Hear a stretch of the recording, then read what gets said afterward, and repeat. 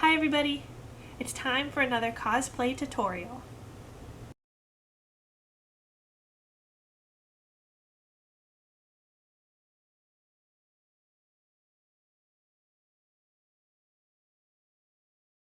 Today we're going to be starting on the Princess Zelda from Twilight Princess costume, and this is a project that I've been working on for quite some time. It's actually one of the first costumes I started working on when I was younger, and I've just never finished it.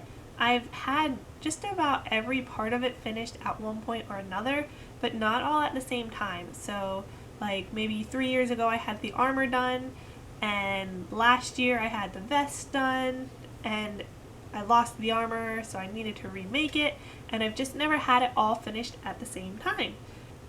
I've had so many requests for this costume, and I think it's finally time to start working on it. So while I do this, I'm going to be making a tutorial on how I make all the parts of this costume.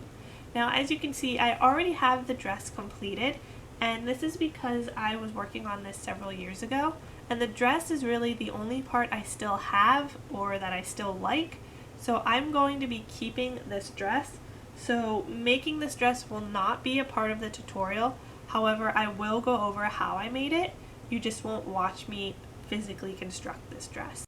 So I chose to use this like thick, shiny costume material just because I thought it would hold together a little bit better than maybe like a satin. And I didn't want to use a cotton like material. I liked how this was shiny. I thought it gave it a little bit more of an elegant look rather than just making it cotton. For this dress, I did use a pattern, and I will put it here for you to see.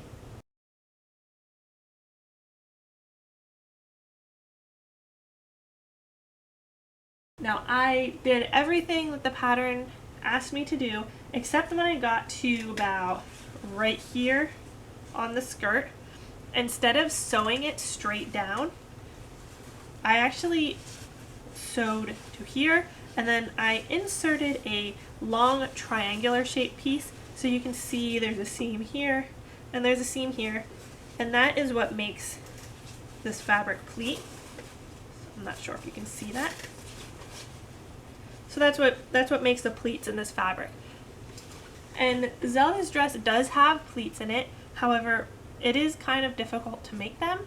So most of the costumes I see that are trying to replicate this dress just don't put the pleats in it, and that is completely up to you if you would like to put the pleats in it or not. I chose to put the pleats in it just because I like that look and I wanted to give it a try. So I can't remember if this was part of the pattern or not. I'm actually going to go out and buy the pattern because I'll need it again in the future. But if it didn't, I cut down the pattern to make this V, and these two pieces in the back are identical. So when I just cut one piece of the pattern and then I cut it out on the fabric, the other side matched it. So I just made this, and that is normally how the dress in the back does look. There's a vest in the back, and it does come down to a V. So once again, it's up to you if you'd like to do the V, or if you don't want to do the V, that's fine too. I also put a zipper in the back. So there is a zipper right here in the back.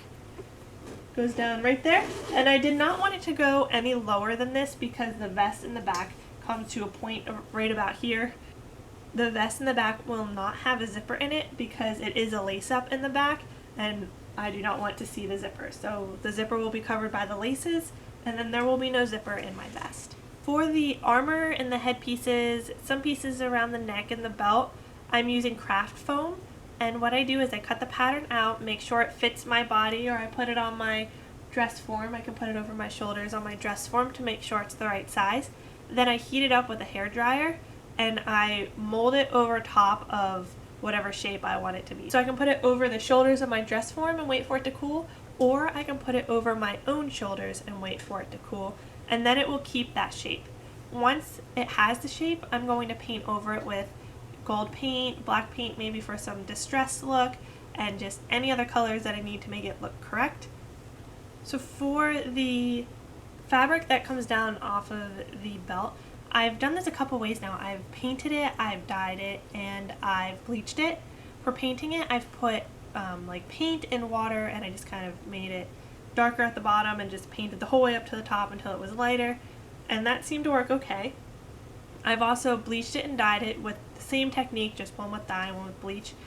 For the bleach, you put it in the side that you want light first, and then you'll keep lowering it down into the bleach so it fades it.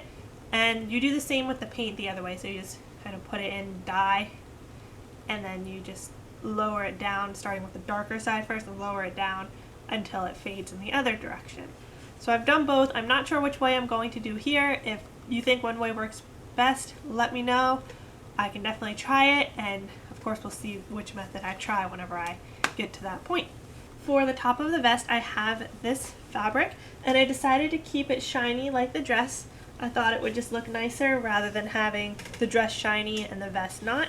So I will be using that, and I will be using the exact same pattern that I used for the dress, except instead of making the entire dress out of this fabric, I will be cutting the pattern so it comes down to a V right about here, goes down along the hips, and then it comes to a point in the back. Now, one of the hardest things that everybody always asks me how I'm going to do on this dress is the design on the bottom. Sometimes people don't put the design on the bottom, they paint it, and they embroider it. And the option I'm going to do is I'm going to embroider it. I have a very nice embroidery machine, and I actually have 2 embroidery machines, as well as a program to transfer designs into an embroidery file. So I will be making this design on the bottom, and it will be in patches. So it'll probably be about 4 patches that will be sewn together to make one giant patch for each pleat along the bottom. Now, I understand that that's really not something that everybody can do, and if you're watching this tutorial, you may or may not be able to do that. So feel free to paint it if you'd like. I will also be selling these patches here when they're available. Currently, as I'm recording this, they're not available for sale, but they will be available, so keep checking on the website, and I'll also put a link in the video once I create them. So you can buy patches for your dress if you'd like those, or you can buy the file if you have an embroidery machine. Along the bottom of the dress, I'll put a goldish yellow material that will also be shiny, and that will finish it off. I also still need to buy the wig for this costume. I have one picked out, I just have not purchased it yet, so I will need to do that as well. So let me know if you have any questions about the construction of this dress. If you need me to do a tutorial of how I made this dress, I will do that as well. I just don't have one available right now. So if that's something you're interested in and you'd like to watch me make this dress, please let me know and I will do that. So I have a lot of work to get done on this dress, so I'm going to go do that, and I'll see you later. Bye!